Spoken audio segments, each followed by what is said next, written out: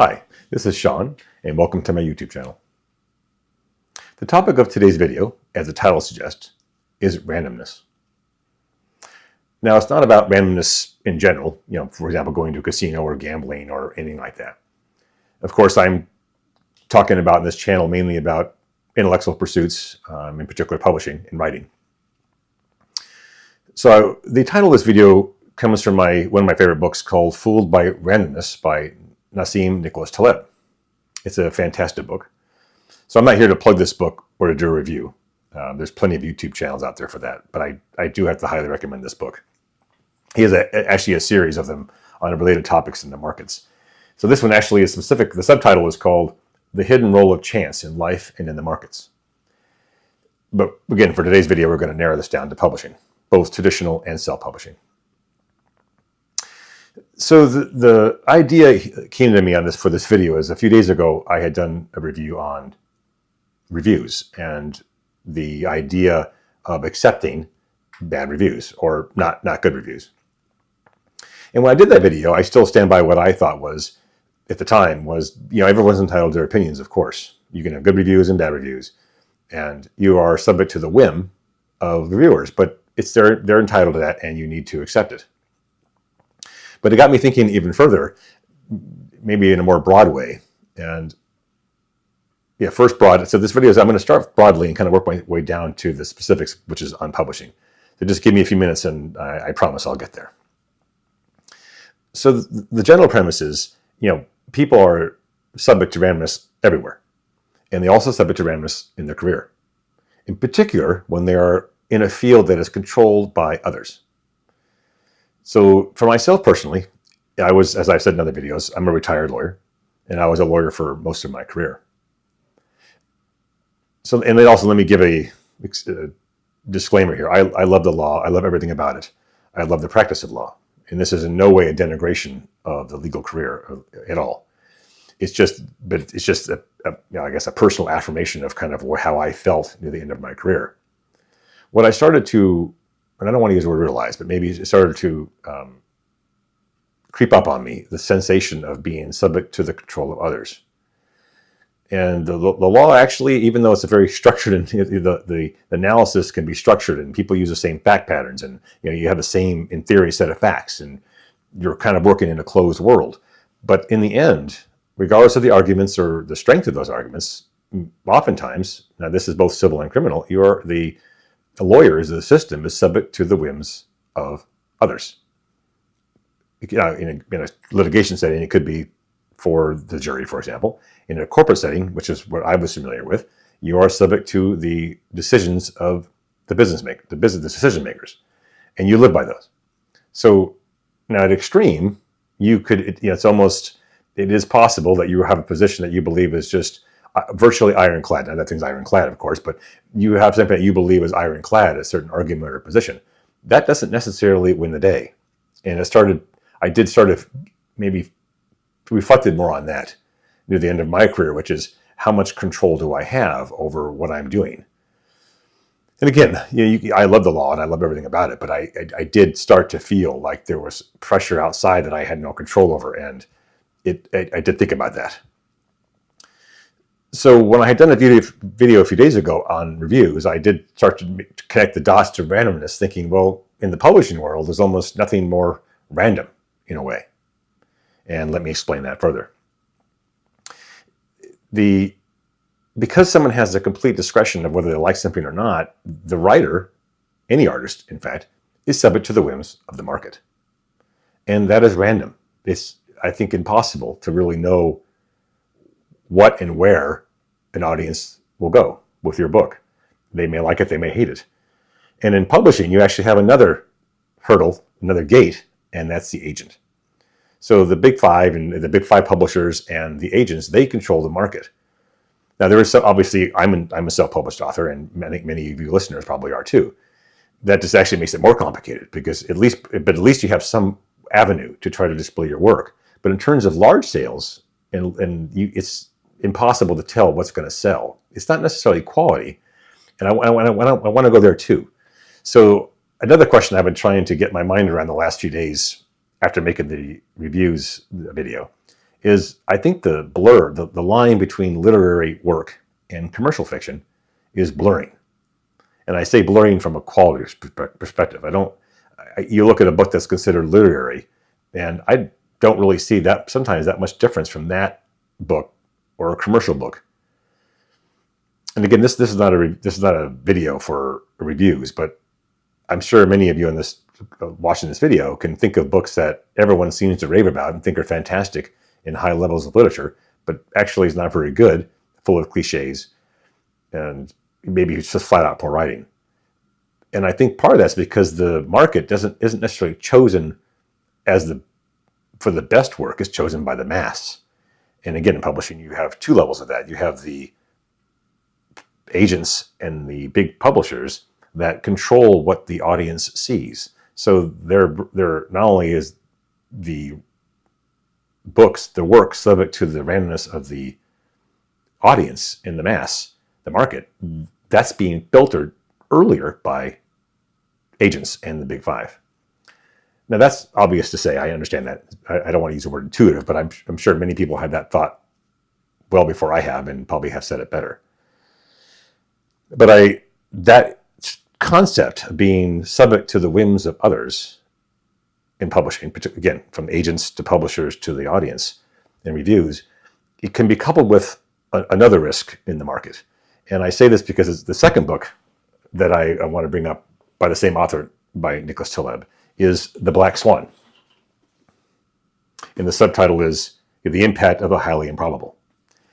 So I read, again, the timing is going to matter. I read this book several years ago. And so the concept is in The Black Swan is that there's unforeseen events that of significant magnitude that people cannot foresee. And this is critical because the underlying concept, another underlying concept in The Black Swan is the idea of scalability. And scalability is certain concepts can be scaled up with little or no extra effort or cost. And then unscalable, the inverse, cannot. And the classic example for unscalable, things that cannot be scaled up, is, for example, a dentist or maybe a mechanic or even a doctor. The concept is once, your time is limited. So the professional's time, carpenter, dentist, whatever the profession is, they're limited by time. You can only pull so many teeth. You can only change so many tires. You can only burn off so many freckles, skin cancer. You can only do so many things in so much time. So those are unscalable. But then the concept of scalable is, and books are going to fall into this second part of the video, is things that are IP driven, intellectual property, that can be recorded with perfect fidelity. For example, a CD or a copy of a book. Those concepts are scalable. It takes very little effort to print another book, $1, $2. For a mass publisher, for sure, it's pennies. A CD of music, again, just copy the CD. So ideas and intellectual achievement, those kind of things, those are scalable. And copyright laws, in particular, protect the owner of that artistic work, and they can reproduce it virtually at no cost. But the concept of scalability has grotesque side effects. Because of the ability to reproduce a book or a CD or whatever, screenplay, whatever, at will with very little marginal cost, it tends to become a winner takes all scenario. And this happens in music in particular, and in publishing as well. The concept being if you have a musician who is a top musician in the world, and you can just buy their CD for $10 or $20 or download their song, there's no reason to go listen to another performer, either live or buy their CD, when you can buy the best for the same price. And in publishing, this is certainly the case. When you look at writing and publishing, the top 5 authors, I say 5 or 10, they take probably 90+% of all sales dollars. And the rest of the market, and this is both traditional and self-publishing in particular, we're subject to the rest, right? Which is a minuscule amount of money compared to the total.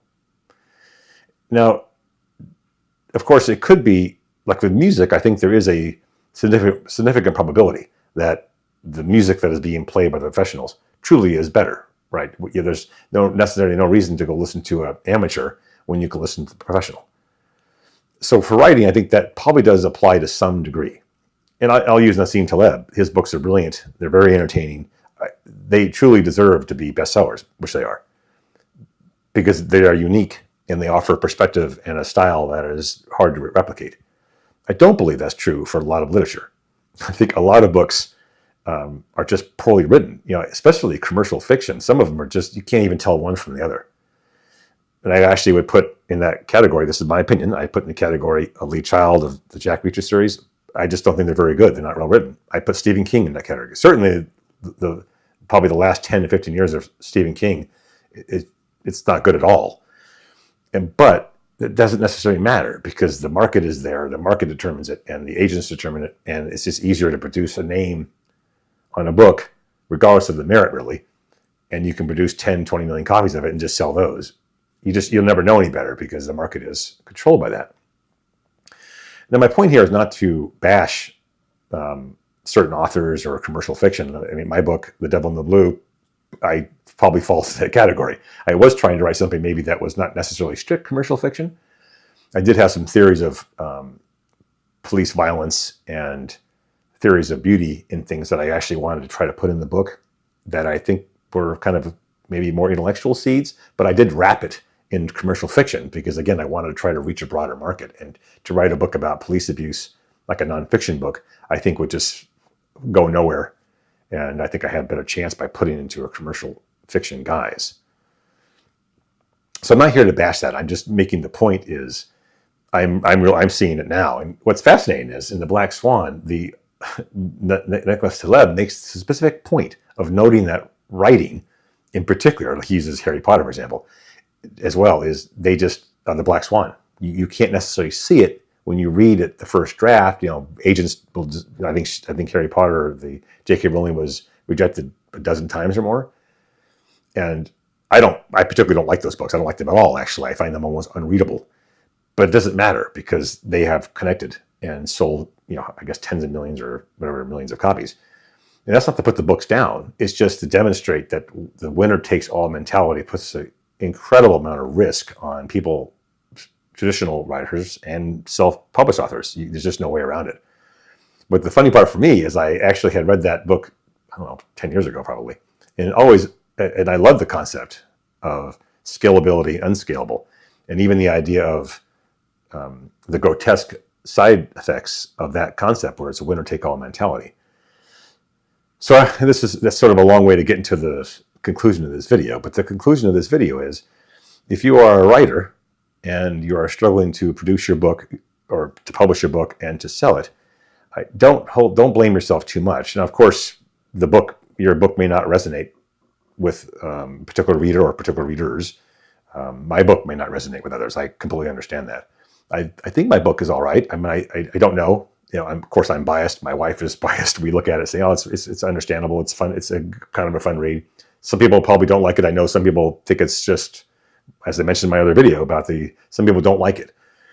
The question, my point here is, you have to actually believe and write because you want to. Because of randomness, you can't control what other people want to do. You're writing for someone else, writing for a particular market, I think is a mistake. I think you can't guarantee the outcome. It is random in many ways. But if you can self-reflect and write something that you are proud of, and you think people will enjoy, then you need to do that. And then the second part of, I guess, the risk is not only is it random, full of randomness, the scalability of writing, of publishing, can be grotesque, as I've said that word. I've used that word several times, but I think it's an important word. It has monstrous outcomes. You can write the best book. Now that can help you too. If you write a bestseller, then the outcome skews in your favor, and you can sell thousands and thousands or hundreds of thousands of copies with the push of a button, and it excludes others. But that's a risky effect because the chances of that succeeding are very, very low. So, my last thing to close out this video is, when my children, I have two grown kids, asked me about careers, I had actually discussed the idea with them, the idea of scalability, and that it's if someone wants to be a musician or a writer or an artist, there is a significant amount of risk of choosing that profession because you just end up with very little or a lot. There's not really any in between. So if you want to be safe, you need to pick a career like I did. I was a lawyer. Clearly not, it wasn't scalable. I didn't write any legal books or produce any legal videos or anything like that you can scale up like YouTube. You can produce a video and just print it, show it a million times. But choosing a safe career, whatever that is, something that is hourly, is safer because it is not subject to the grotesque effects of scalability. So I hope you found that video interesting. I know it's sort of a long, random type video, but I think it's important for writers to understand, particularly self-published writers, that the risks involved are greater than you can imagine. But it doesn't mean that you can't write or that you shouldn't write. It just means that you need to do the best you can and do it for yourself and pick topics that you enjoy and want to express yourself the way you want to, because you can't do it intentionally because you don't know what people are going to do. So thank you very much. And if you enjoyed this video, please give it a thumbs up and feel free to subscribe. Thank you.